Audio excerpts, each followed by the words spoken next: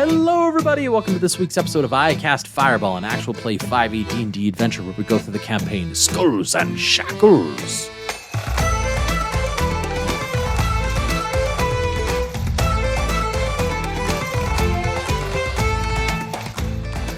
I'm Thomas, your DM for this adventure, and around the table we have Lieutenant Ignis Halcon, Maximus Shuns, Chozo Lebec, and Buster Bilgewater.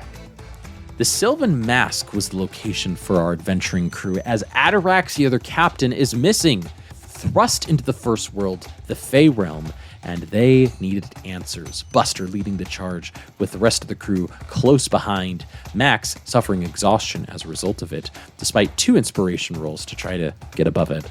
They received answers and discovered somebody else who was seeking to get to the First World or the Fey Realm, Chozo Lebec. And through this discussion, through this conversation, through a zone of truth, very reminiscent to Griselda, they discovered the true nature of what happened, how it was understood by Ataraxia possibly, but ultimately other portals to the First World that they could either piggyback off of, or rather other portals that they could piggyback off of to the Fey Realm, or direct connections. During this conversation, however, Max, with his passive perception, discovered quiet out on the street, which is odd because there should be raucous behavior happening in the tavern just across the way. As he peeked out, he found a familiar figure, Ratline, at the head of 5 individuals. That is where we join our adventuring crew this week on I Cast Fireball. Thomas, in the distance, how far away are they? They are, we'll say, 60 feet away. And how many again? I believe I said it was Ratline and 5 others.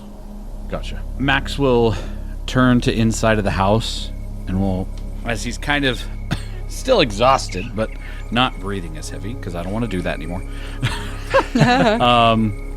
We'll just obviously say to the group, we've got some company outside that don't look very nice. Looks like that captain from the harbor that Ataraxia interacted with. Ignis will roll up the map really quickly and shove it back into our emotional baggage. Yeah, I will peer out the window alongside of Max and see Ratline and go, "Oh, this guy. This guy? This guy." Max is going to turn to Chozo and go, very quickly, how do you fight, generally speaking? It changes from day to day. Today, however, and I'm just going to pop the doors open and start striding my way out towards Ratline and his cronies. And nice. Real quick, as he does that, because Max is going to cast a spell real quick. He was going to cast it on you, but you just walked out. So while you're walking out, Max is going to cast a spell, but keep going, Ned. Yeah, you see one of the totems that is on my necklace begins to kind of lift up, and it is shaped like a flame that is dancing around, and it begins to glow with this red color. And I kind of like, you know, the look that somebody has on their face when they're trying to like suppress a burp? There is this glow that starts emanating from my chest and going up my throat until like these flames begin to gather in the back of my beak, and with a very primal guttural caw, I just spit out a little bead of fire that goes shooting directly towards Ratline and his friends, and I cast Fireball. Somebody needed to. Buster looks around and he goes, so, he'll just fight him, right? We can all stay in here and... Everybody roll initiative! All right. Can I cast my spell before? I was really trying to be... Yes, you may do so. Okay. Is this an ability check? Initiative. Is initiative considered an ability check? Initiative is it's a ability dexterity check. Yes. So I have disadvantage on it. Disadvantage. You have just assume you have disadvantage on everything until you can get a long rest. Not attack rolls? Not attack rolls. Yeah. Okay. Oh, wow. All right. Chozo, initiative. That's going to be a 20 modded 20. Wow. All right. Those are the Ned numbers we're looking for. There you go. The dice just really Buster. want my new character to look cool. What's nailing it? Buster, what's your initiative? 13. 13. Mickey. Sorry. Ignis. 17. 17. And Max. With disadvantage, I have 25. Well, kidding I rolled me? 2 17s. Oh my gosh. Not even in Ignis's wildest dreams can she move that fast. Okay. This is the order it's going to go in. We've got Max, 2 enemies you're going to go, and then Chozo, Ignis, and Buster, you're going to be one of the last ones, unfortunately. That's not here. unfortunate for me. I'm happy to be last. All right, then. All right. Let me describe the scene that you see before you as this fireball is going off, right? And Max casts a spell. And Max casts his spell. And I'm still in the building. You see, yes, you see the 6 individuals out, Chozo, Ratline at the beginning, and as you said, oh, this guy. You come out, and Ratline goes, oh man, it's this guy. It's this guy, everybody. It's this guy. Get your weapons up. It's this guy. And there's a guy on the roof. There are 5 people, including Ratline, on the ground. The roof guy, he pulls out a longbow, and everybody else is ready to go. Max, you have already cast the spell on yourself. What It's spell actually was it? going to be on Ignis. Max is going to reach down quickly, just like wipe his hands on the floor, and then reach out and wipe them on Ignis's face. And he's going to say, because I have to use dirt with it, he's going to say, "May beast far and wide never be far from your stride." And he's going to cast Long Strider on her, which for an hour, I believe. Yeah, for 1 hour, the target's speed is increased by 10 feet. Nice. Okay. Even though she is appreciative of the help, as you reach out and she just smacks your hand. High five. All right. And Max will turn and just thinking to himself, like, okay, gotta get to Ataraxia. This is the only link we have to get to Ataraxia quick. I gotta protect Birdman. And he'll walk out the door, and he will go to... This would be a full 30 if you wanted to go. No, I'm going to go the far right of this alley, or this street, I should say. So I'm kind of next to the other buildings of the street, still pretty clear distance away from them. And Max will then just reach for his actual action of this fight. He will reach down into the ground, the street. What's the street made of? Just dirt? Okay, just and dirt. he'll just like crush his hands into the dirt. And he is going to... Oh, what was my speak for this one? Just a second. Give me 1 second. Looking up. I'm not as cool as Josh. I gotta look up what I wrote for these things. I always have a document open with it's called Buster Language. It's got all of my non-curse incredible. curses and spell language. Love it. While he's doing that, could I ask some questions about the environment here, Thomas? Sure, yeah, go for it. Is there another way out of the building than the front door? As you turn to Elix and ask that question, she goes, having broken from the zone of truth, she just goes, oh, yeah, I mean, we always have a back way. But, yeah, there's always a back exit here. But we've also got a panic room. We have a... why am I telling you all Right. this? There's Probably more good. ways out. Probably good for you to go to the panic room. Show me where the back exit is. got Okay. it. And on your turn, she will. All right. He'll just say, "Grow to strike through vine and spike." And he will cast Spike Growth. Nice. So, within 150 feet... Where are you centering spike growth at? Within 150 feet, I am picking a 20-foot radius, and I am picking it right centered smack dab onto Buddy Boy, who's in the front of this pack. Ratline? Yep, so from him to a 20-foot radius out from him, there grows spikes, where twists and sprouts hard spikes and thorns. The area becomes difficult terrain, and when a creature moves into or within the area, it takes 2d4 piercing damage every 5 feet it travels. Excellent. Spike growth, 20-foot radius on the air becomes a difficult terrain when a creature moves into or within the... Oh, this is kind of what you did with the frogs, right? And Griselda's fight. Exact thing, right? Yeah. I don't think I had a rhyme for when I did it with the frogs, though. I cast lots of spells Max without has rhymes. I just forget Max has grown. All right, so that's your action. You moved. Any bonus action, Max, or just getting ready for the next round of combat? That is, I believe, all I can do. All right. So Max will just be there. As these vines grow from the earth and spike around all these people, you hear cries out. One individual, a female in the back, pulls out a rapier and just goes, "Oh, what is this? And they start to run. And of course, they're going to take some damage as they try to run out of this. They are near the edge of it, thankfully, so they are only going to take 2d4 piercing damage. So if you can roll 2d4 for me, please. They take 3 damage. Thank you. They are going to try to book it around. That's the problem. This whole area is really now overgrown. So they're going to go 5, 10, 15, 20, 30, 35.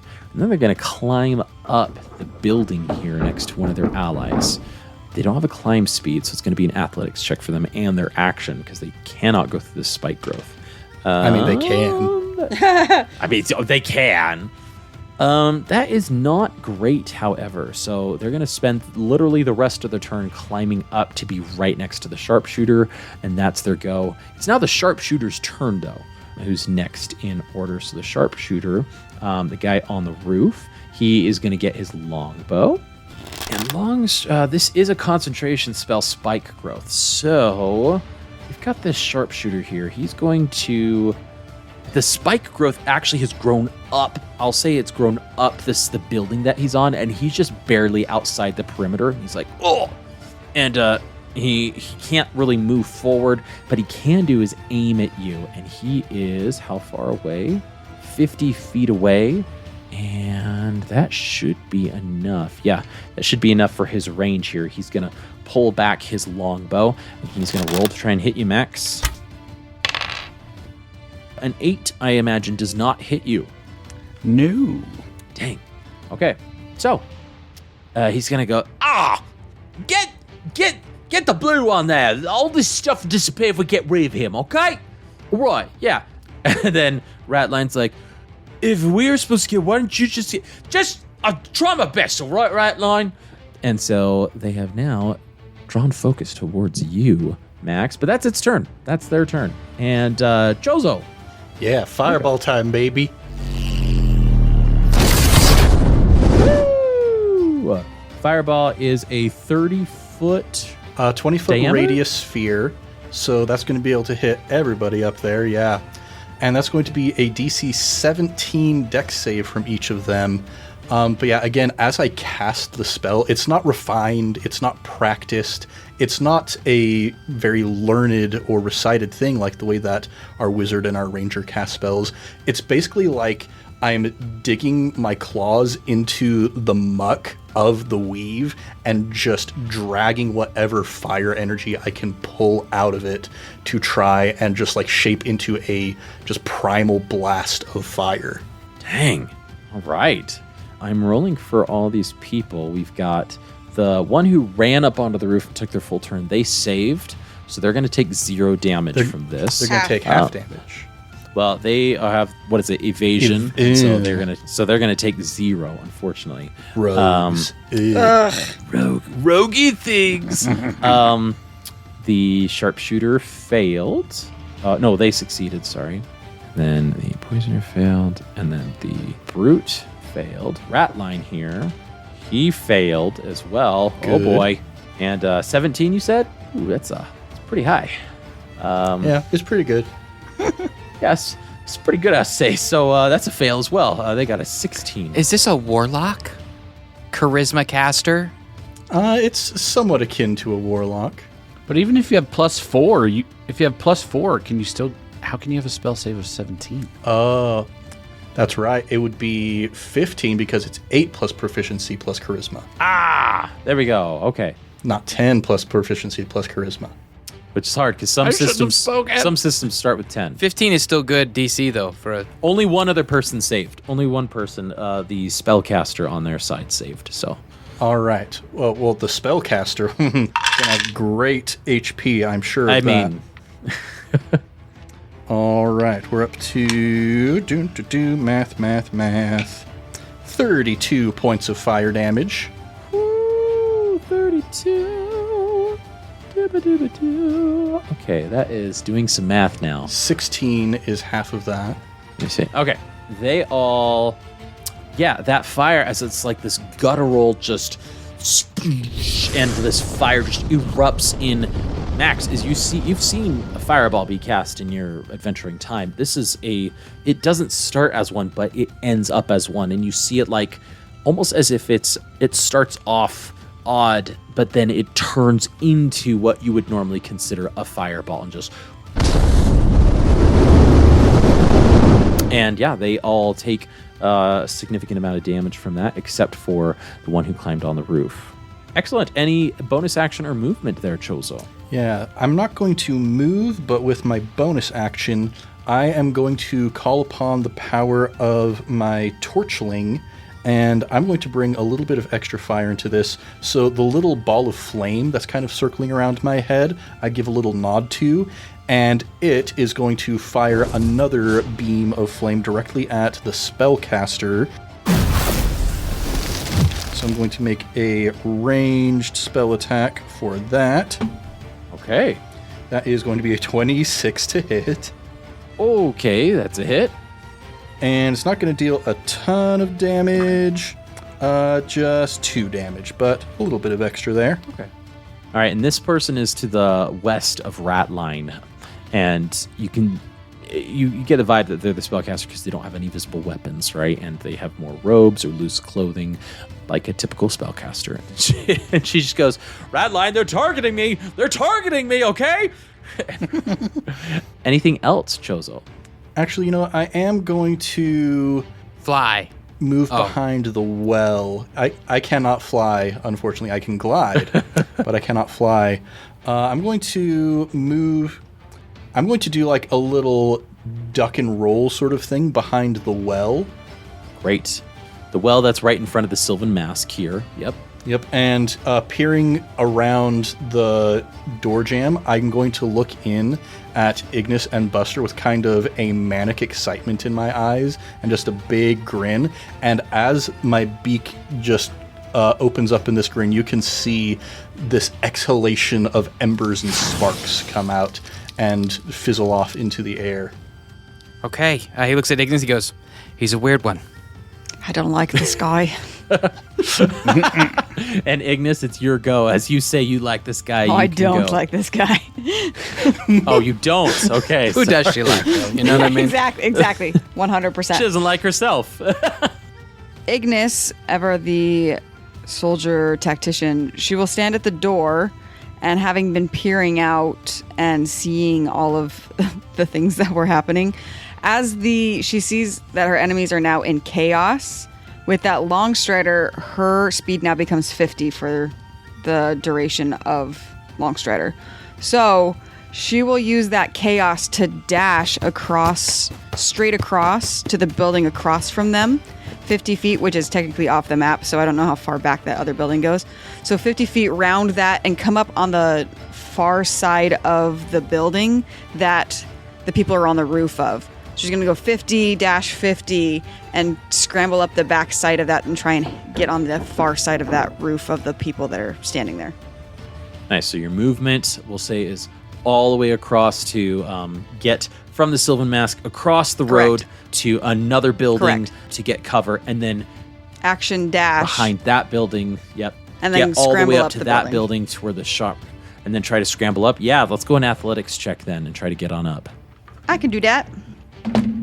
Maybe I can't do that. I'm going to use my inspiration on that. Oh boy. Here we go. Okay. Here we go. That's a 17. 17, that is enough to get you to the top of the building, but you are spent. Anything else you'd like to do? As she stands up behind these guys, she'll crack her knuckles and say, I've been waiting for a fight. And with her bonus action, she'll manifest an echo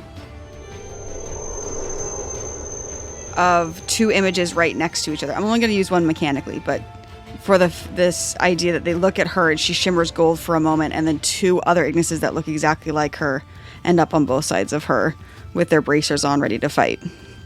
Oh, what the heck? Where'd you come from? Hey, we got 3 people over here. As the sharpshooter yells to the other people down on the ground, sowing confusion here. Yes. As they're focus on Max. All of a sudden, Ignis is there. There's 2 other people behind her. Ignis, your turn is done. Correct. And now we go to the beefy dude on the just east of Ratline, directly in the middle of this spiked growth. They don't have a lot of great options here because wherever they move, they're going to take a lot of damage. So they just go...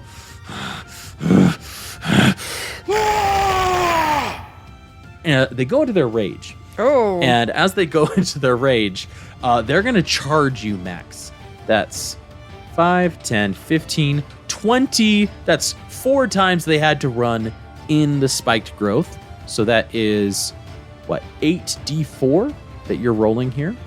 And it is piercing damage, so they take half.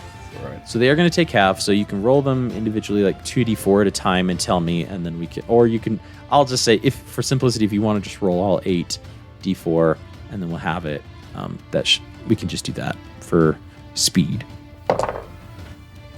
So that's 20 damage, halved. Okay, halved. Okay. Half of that still, dang. Yeah, not a great spot for them to be in there. They do run up right up to you, Max, and in their rage, they are going to try to attack you. They've got their axe. Natural 20. No, it's not.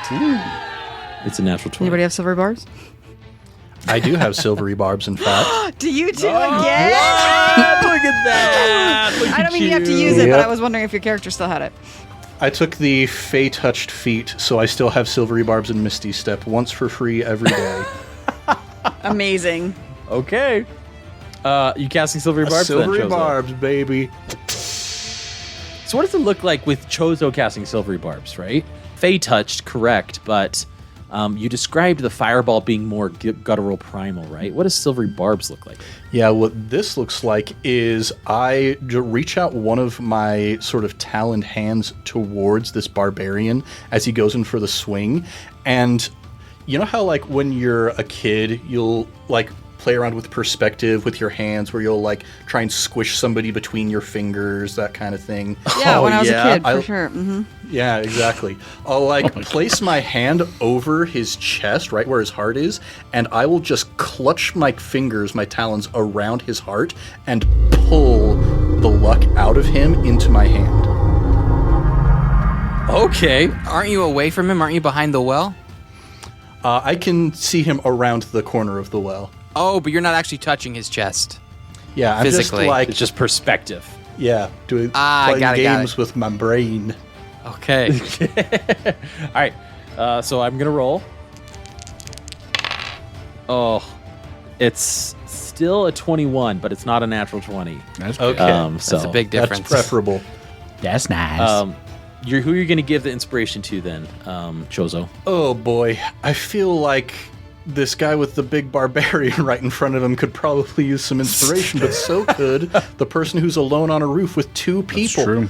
That's true. How close do they have to be for you to give them the inspiration? Silvery barbs, I want to say it's either 30 or 60 feet. Let me pull that up. Ignis is within 50, so let's see if we can do that. Silvery barbs is 60 feet. Okay, so you can give it to anybody. All right, yeah, I'm going to make a roll for it. Ignis, I take the luck that I've clutched in my talons, and I'm just going to, clasp it between my middle finger and my thumb and flick it right at Ignis.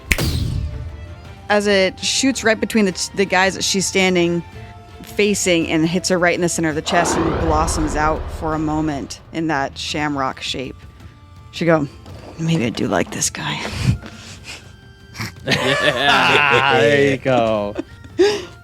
All right. Max, swinging with the axe. That is going to be Swing away. A swing Walking away, Phoenix. a swing away, a swing away. Those were two very different references. Total of 11 points of slashing damage to you. Roll a Constitution saving throw, please, for your concentration on the spike growth. Is a saving throw an ability check? It is not, but it is a saving throw, which you have a -2 to Don't the curse. shut your face. I know what I have. I know what I have. Okay. I know what I am. 15. Okay, that's fine. And now they're going to do their second attack against you, Max. That is a non-natural 20 to hit. You say 11 was the first damage? Yeah, 11. And then the second one is going to be 8 points of piercing damage as well. Which you're going to roll another Constitution saving throw for spike growth again. Okay. 17. All right, that's good. Spike growth still up as wham, wham, Max. You turn into your armor to take the blow, and you maintain concentration on spike growth so that stupid Ratline has to deal with the damage there, or all of the spikes there. That's going to be their turn. We now go to the spellcaster, the spellcaster doesn't like Chozo here, but Chozo has definitely moved out of line of sight here. They're not going to move, because if they move, they will probably die. So they are now going to... I think they're going to try and go offensive here. They're going to see Ignis over there. And Ignis, they are going to cast Ray of Frost on you.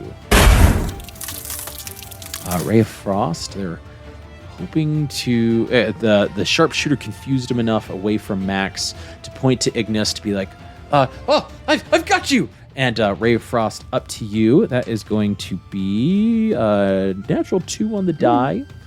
And so that's a miss. It sure does. For them. And just pew! Ray of Frost goes through one of your, thematically we'll say, goes and destroys one of your echoes because... Yeah. Yes, exactly, right? So it all works out, and the spellcaster's like, crap! Let's get rid of these spikes! Come on!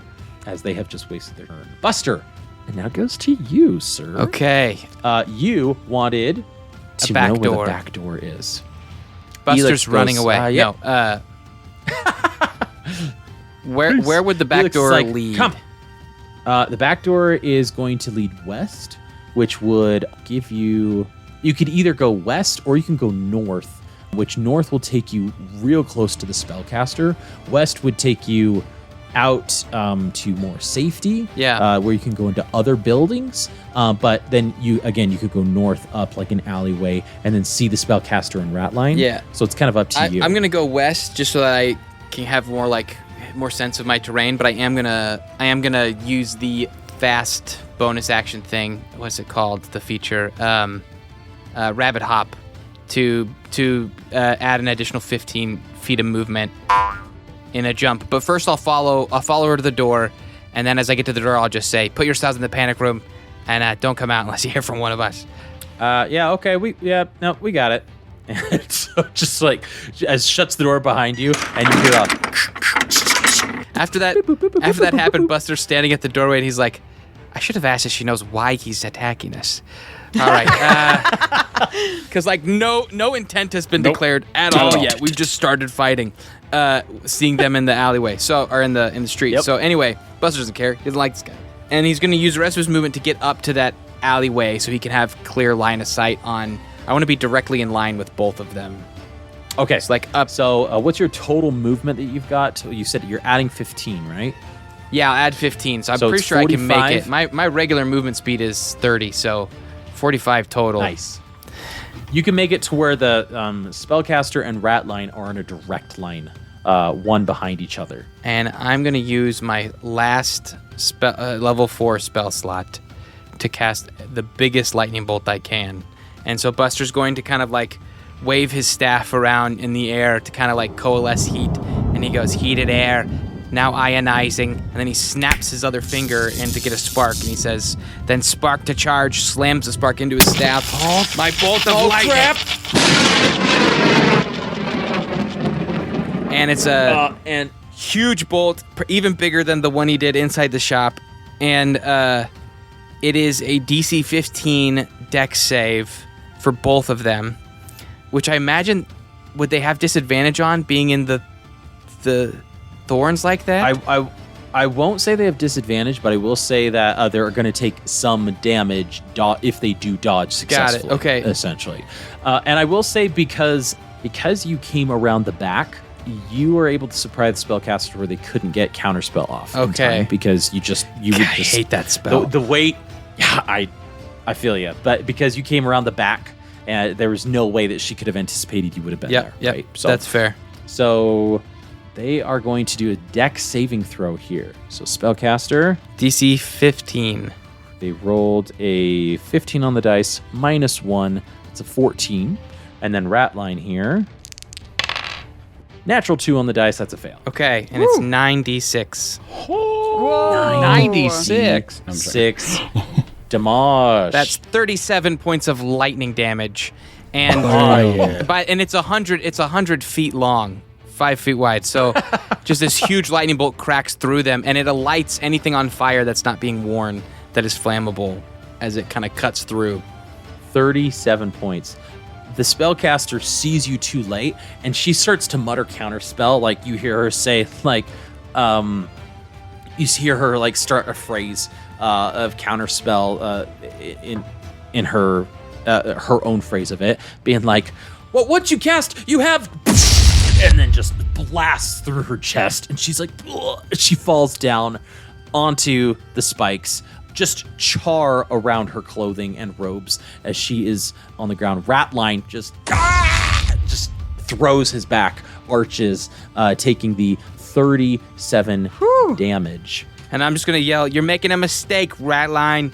Dude, fireball and lightning bolt in the same combat. Look at this. Boom, Yeah, not too good there. Yeah, that really sucks for him. Yeah, and you see the lightning bolt go over the into the dock, because you're not too far away from the docks here, and just over the water, and you see it actually goes through a vendor stand and the tarp that just like catches on fire. It's pretty isolated, so it's probably not going to spread, but some vendor's going to come back and be like, oh man, and see that his cabbage stand has been burned to the ground. Buster, that's going to be your whole turn, I believe, yes? Yep, that's it. Before Ratline's turn, he's going to yell up to the sharpshooter and go, "You idiot, get the dragon, okay? Get these sparks off of me!"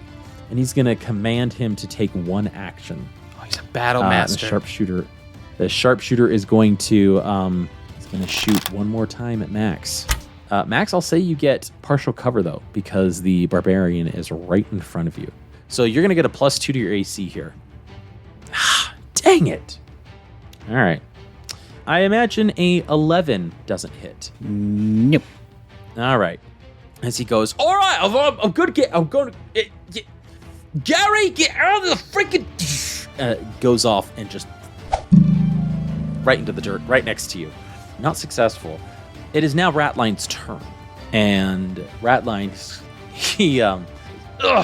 he pulls out a crossbow. It's not a normal crossbow that you can see, actually. In fact, there's no bolt attached to it. What you do see is him whisper something into it, and it glows bright blue before, like, powering up. And the back of it, he just points it to you, Buster, and just goes... Those 2 arcane bolts shoot from the crossbow at you. He's going to make a ranged attack. Is that a hand crossbow? Yeah, hand crossbow. Natural 20, the first one. Not gonna feel good. And the second one is a 16 on the die for a total of 21 total. Yeah, my AC's 12. They're gonna hit. Okay. Yeah. So that is going to be, that's 3d8 with the natural 20. 24 points of arcane damage to you, sir. Okay. As you feel this this like I'll say it's force damage actually, but it's arcane in nature, and you're like, what the heck? As you haven't seen a crossbow like this. I want actually. that crossbow. It is not a good sight, and he is going to. That was his multi-attack, and he doesn't want to move until things are done. So he is going to sit tight, and he's just going to yell, "Get these out! Hurry, please!" As you hear some desperation come into his voice. We now go to the final person who hasn't acted, the one in the back, and I'm going to make a decision. I'm going to roll here, actually.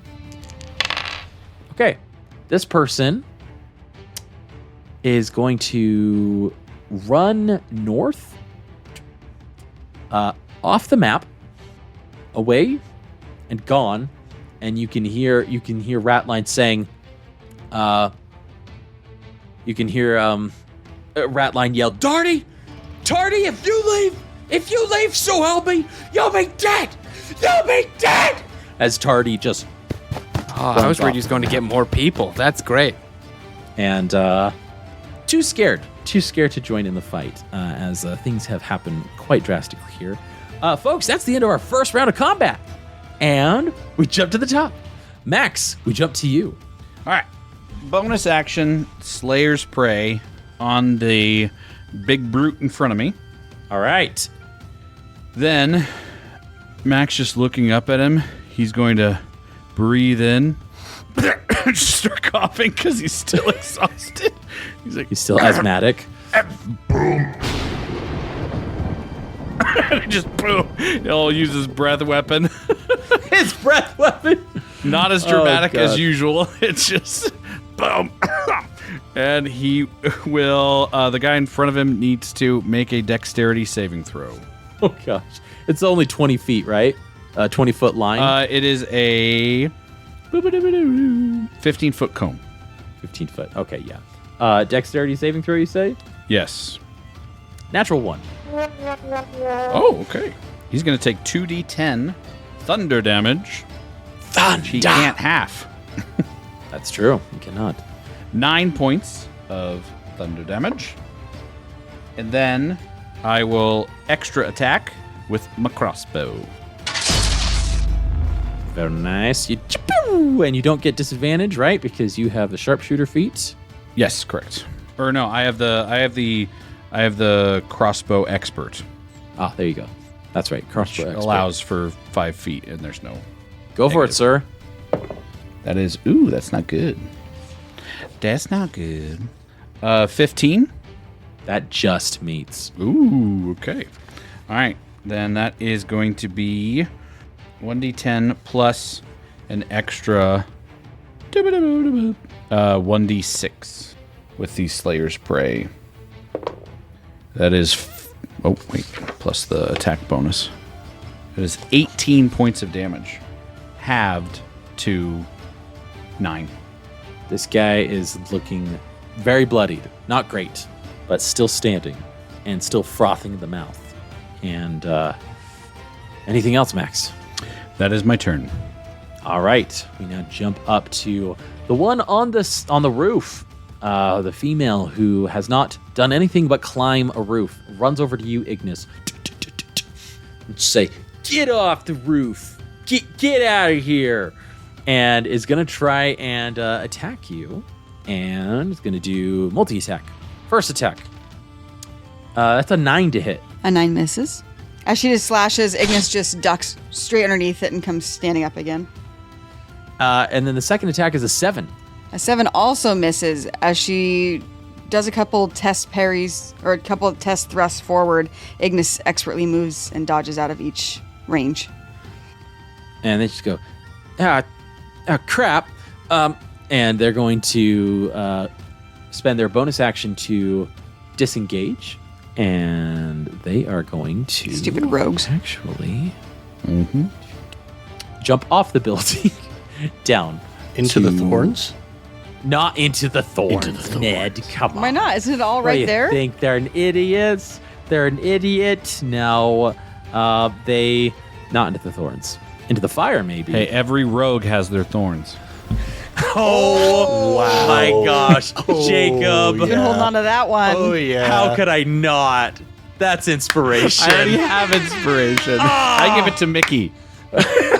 How could I not give inspiration to that one? How could he not, Mickey? How could he not give inspiration to that? I don't know. How could he not? Thomas is so free with his inspiration. I take that inspiration and I give it to Mickey because I already have inspiration. All right. So thereby Mickey has inspiration used already. inspiration. Didn't you already use your inspiration? Yeah, last immediately. time? I did. On Max? But then didn't we all get inspiration again somehow? No, you got that's right. inspiration and then you immediately I take used it back. it. Nope, Mickey, you don't get it. That's okay. Thomas never gives it to me either. Yeah, that's true. All right, well, let's move on from that. Oh, boy. All right, we jump to the sharpshooter here, and the sharpshooter is going to, again, attack Max to try to break these thorns. And partial cover to you, Max. Here we go. Son of a biscuit. That is a 9. And the second one?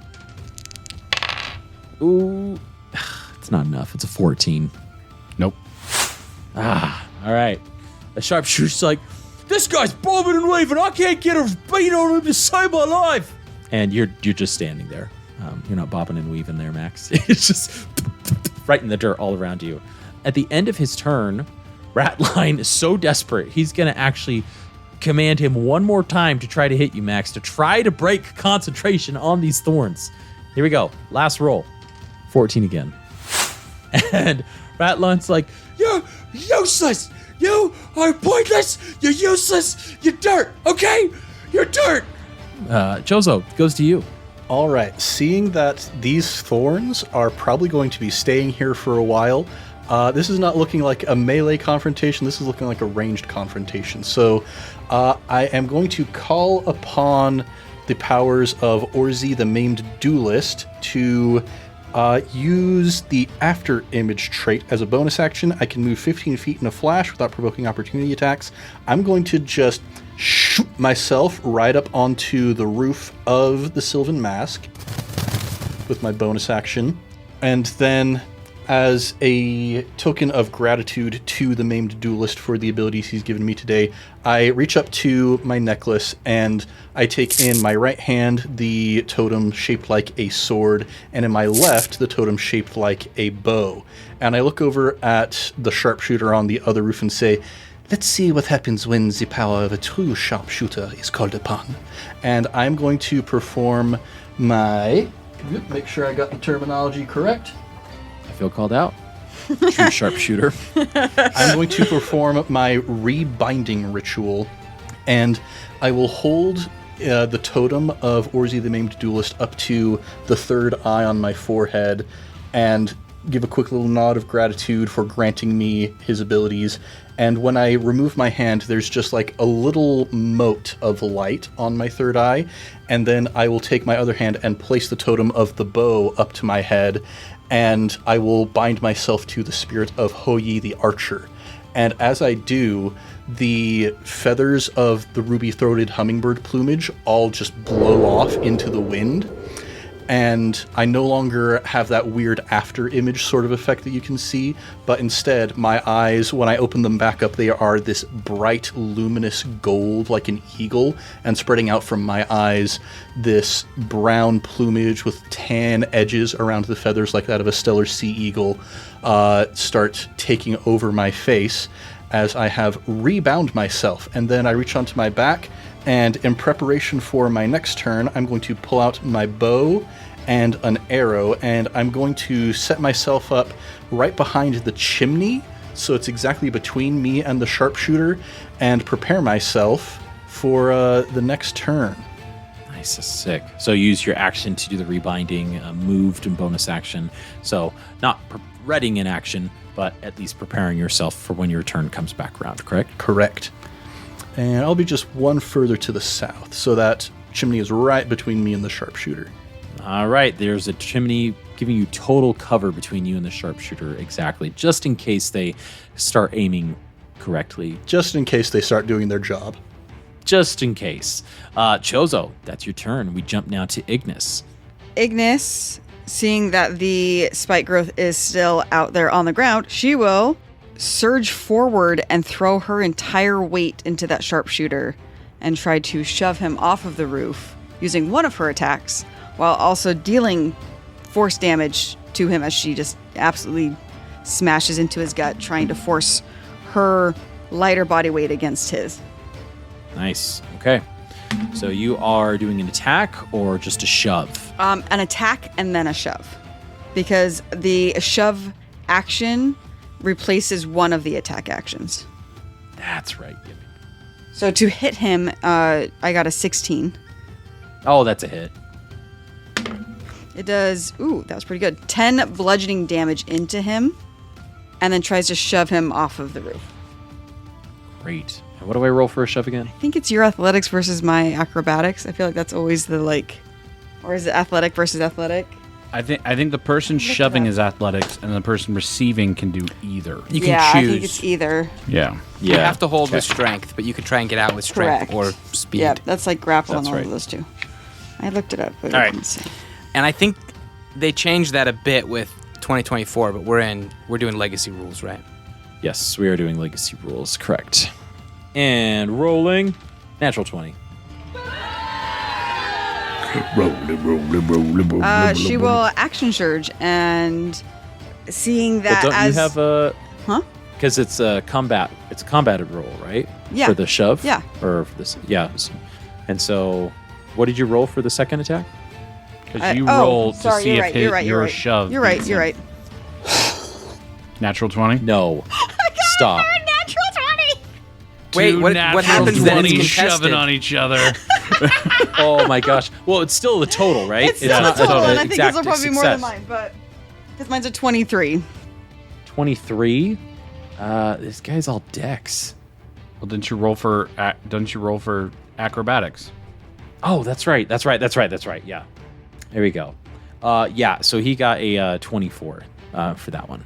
Yeah. Perfect. So as she shoves into him and he tries to re-grapple her, she'll do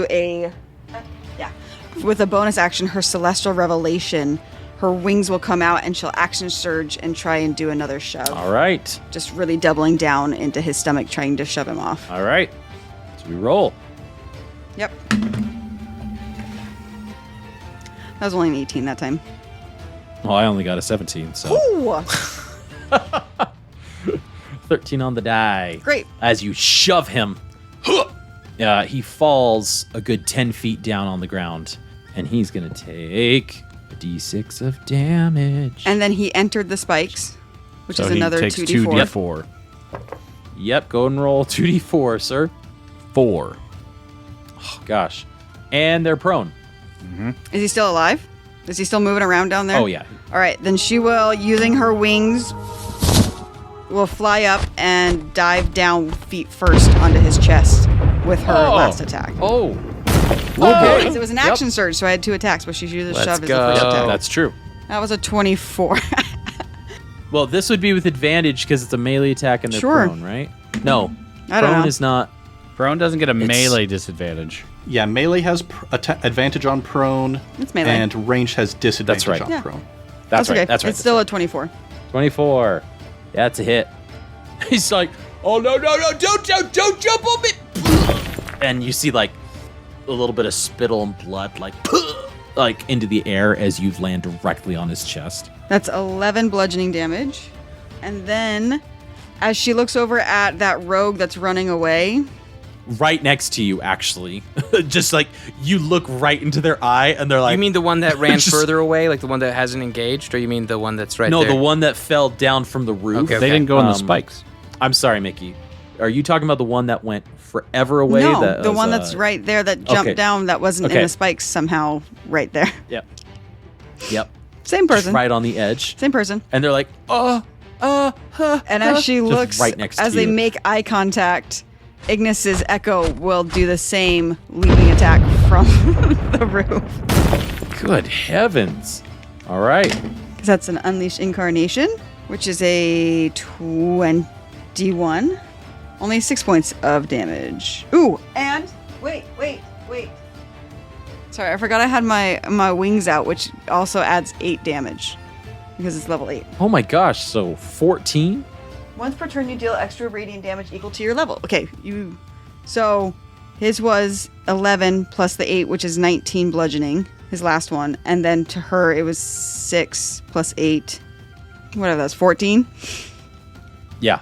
They both are very bloodied at this point, as a force of nature named Ignis and her echoes are just wailing on these two individuals. One prone, the other one standing. As the echo Ignis jumped down, it went straight through the rogue, and now echo Ignis is on the ground, like crouched, ready to attack. And as it went straight through that rogue, it became corporeal for just that moment to hit. And then went straight through her. It's the rogue doesn't know how to react with this, but is scared, terrified, and we'll have to see what they do. Ignis takes 5 piercing damage from being in the spike area. Even though I'm standing on him? You're within the area. Max, Yes. you are gonna get laid into by the barbarian. So, here we go. First attack. That is going to be a 15 to hit. Misses. Oh my gosh. Second attack. Oh my gosh. 7. Misses. So, first, you dodge out of the way. Just standing still the entire time. Just like, with his crossbow. Yeah, with the crossbow ready. The arrows are... And he's like, ah! Trying to anticipate you moving. You don't move. Tries to anticipate you moving again. Ah! You don't move again. That's literally his turn. This has been like the easiest fight for Max ever. He just has to stand still. And he's exhausted too, so it's like it's working. He literally can't. He just pulls up a chair. Okay, I gotta sit. He's like, this is like Jackie Chan drunken fighting. He's just kind of Oh my gosh. The spellcaster's dead, so Buster, it goes to you, sir. Ratline is paralyzed due to these thorns. Buster, like after getting hit by those 2 blasts, he kind of gets this wild look in his eye, and it's a bit of like a nothing to lose kind of vibe, even though it's not maybe a healthy place for his mind to be. But he just kind of spits some blood out of his mouth, and he goes, "I killed your stupid wizard," and he's just gonna start walking over to Rollo, and I just want to get up to the edge of the vines. I'm gonna take your stupid crossbow, and I'm gonna kill you, you spineless back sore of a boat sludge. And I just cast lightning again at him without even saying anything. It just is like coming just straight out of anger. Lightning bolt again right at him, and he has he rolls a 3. I divination that one. Oh, you make boy. Oh, gosh. I make him take it. Oh my gosh. However, it's a lower level casting this time, so level 3. And It's still 8d6, right? it is still 8d6. Yeah, he's just like fear is in his eyes as he like tries to dodge out of the way, and there's just Oh my god. It's a 42, gang. Whoa! That's the best number. That's the best number right there. Very Watership Down moment for Buster here. Wild look in his eye.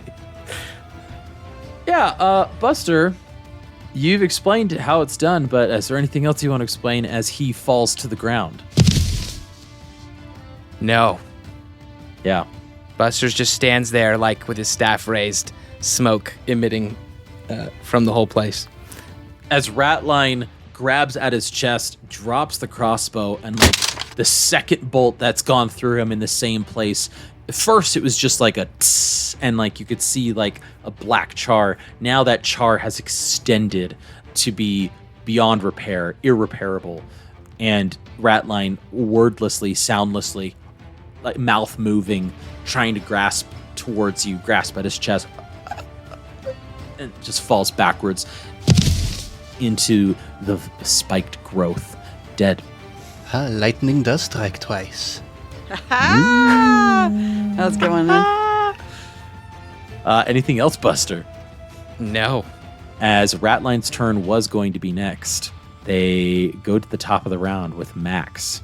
Ratline defeated, but these three still, the barbarian in front of you, frothing at the mouth. The other two being held up by Ignis currently. What do you do, Max? I shoot him. Yep. My crossbow. I like how Ned is talking about the plumage and Mickey's pulling on threads and Buster's inner turmoil, and I'm like, shoot. Boom. This is You're just like the longest day. Yep. Max's long day. Yeah. Max is no good. Terrible. It's actually a pretty good day. The captain he didn't like died. So, all right. There you go. All right. That's not good. That's going to be 14. 14. Ooh, I think. You said 15 barely hit last time, though. Yeah. Okay. Yeah, that does miss. Go for it. Okay. Then, but Max gets an extra attack, so he will attack again. And this one's going to be better. 23. That's a hit. All right. So. Did I call him Rollo? Just to be clear. You did say you Rollo. did call Yeah, him you Rollo. should. I love You that did Buster's call him being Rollo. super angry and absolutely gets his name wrong before he kills him. That's the most Buster thing. All right, Rollo. Everyone's like, Rig Harlow. All the letters are there, but So terrible roll. That's just 8 damage. So 4. still up, but definitely bloodied. Maybe wavering a little bit in their fervor as they've heard 2 insane lightning bolts. By the way, your second lightning bolt, Buster, has gone to another stand nearby, just as it arcs away. That one causing a little bit of destruction as well. It's the kale stand. The cabbage and the kale. It's a kale. The cabbage stand and the kale stand. like the guy picked up his stand after we blew it up and then just blows it up again. Well, at least my kale business is a lot. Oh no. There's enough here we can rebuild. No! My entire stock!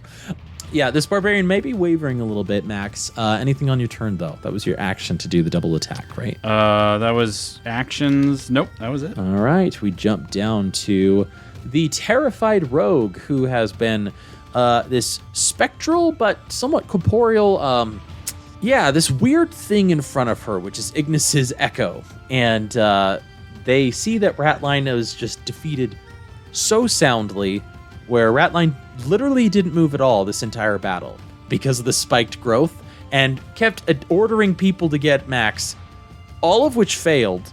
This person climbed up a roof, tried attacking Ignis, climbed down, got destroyed by Ignis's echo.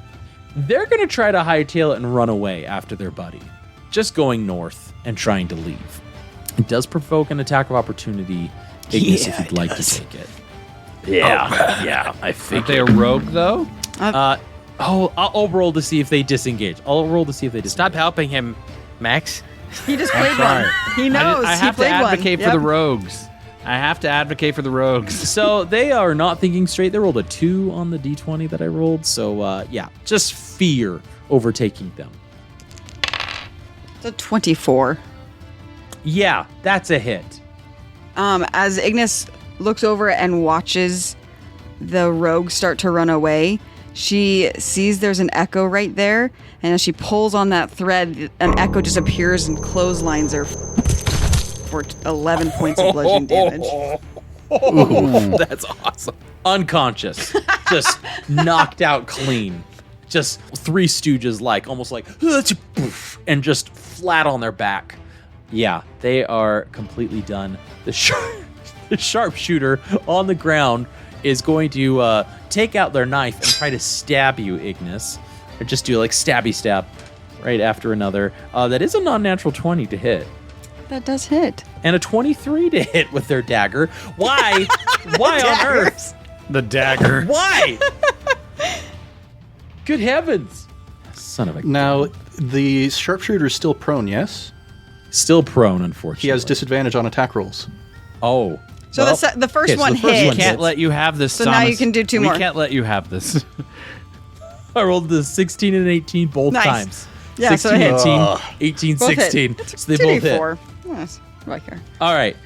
So that's going to be a total of 12 points of piercing damage. Stab, stab. pierces her leather boots and stabs right into her calf. And as she looks down, she just growls, "These are my favorite boots." You couldn't. Your only boots. Like, I feel like They're your only boots. there's a lot of anger about boots. This is coming from somewhere else. This is some other. Just let me not go, about the man. boots. Just let me out of here. It's not about the boot. What? Why not? Just let me out of here, miss. Let me go. Chozo, it's your turn. All right. I think 2 crossbows on 1 barbarian are better than 1 crossbow on 1 barbarian. So, with my heavy crossbow in hand, so now that I have bound myself to Hoyi the Archer, I have the archery fighting style, and because of my eagle's eyes, I add my charisma modifier instead of my dexterity to my attack and damage rolls. Dang. So I'm Nice. going to That's- fire a shot right at this barbarian. Okay, math. 14 plus 4, 18 plus 3, 21. Whoa, that's a hit. Yep. All right, and then the damage from that, d10 plus 4, that's 13 damage. Okay. Which is halved for them. So still up. Man. And barbarian probably has low wisdom, I would guess. This barbarian is like so low. It's like, Max, how you feel, that's how they look. They're like, Yeah, I'm going to call upon the spirit of my strange is the name of the little mode of energy that you can never quite look directly at. I need a barbarian to make a wisdom saving throw. all right, wisdom. Nope. It's a 9. All right, and it's not going to be a ton of damage, but that's 3 psychic damage. He had 3 hit points left. Oh, baby. Incredible. Because it's psychic, it just pierces through. Just not a lot of brain in there. It's not a. What sort of psychic damage do you do to knock him out there, Chozo? Yeah, I think going along with sort of the weird, the strange is it's got to work on some kind of alien wavelength that's unimaginable to us, and as it reaches out with its power at this barbarian, I think Max, you see the barbarian get hit with the arrow and then turns up to look at me, and then there's a flash of not quite light, not quite darkness, but just a flash of something. And when the barbarian his head slumps down back towards you, you see his face is just empty and falls down to his knees and collapses. Yeah. Unpleasant. Chozo, I believe your turn's done. I'm just gonna sort of with my movement, I'm going to walk 5 feet north to the edge of the roof so that I can just look down at Ratline and be like, that guy. This guy. Ignis, bring us home here. Ignis will reach down and pull on that archer's beard since she's kneeling on his chest. Let me go! I've bested you. Beg me for mercy. Yeah. Oh, beg! I don't believe in mercy. And she'll take the knife out of her boot, out of her calf, really, and jam it into the side of his neck. Apparently, we were going light mode because there was a child around, and now we're all just. Ataraxia's gone. Oh, it's advantage because she's prone, right? Well, that first one was better. 6. It's 14 for the first. That's barely a hit, which seems odd since you have him by the beard, standing on top of him, and he's prone. 14 again. It's both hit, barely. It's 14 points of piercing damage as that knife just jams right into his neck and leaves him sputtering for air as his throat fills up with blood. As the 4 of you, some exhausted, some intrigued, some letting out the frustration of the recent disappearance of Ataraxia, the recent emotional baggage that has been shoved away in your treasure chest, you leave the individuals unconscious, dead, or running away, Ratline having been taken care of, the spiked growth slowly disappearing, allowing you to come together. What you do next with those unconscious or these bodies left behind, we'll find out next time on I Cast Fireball.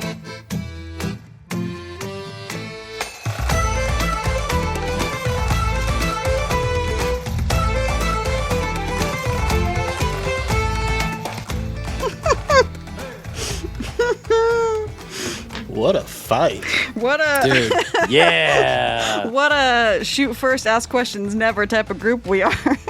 I think I'm the only one who took damage in that fight.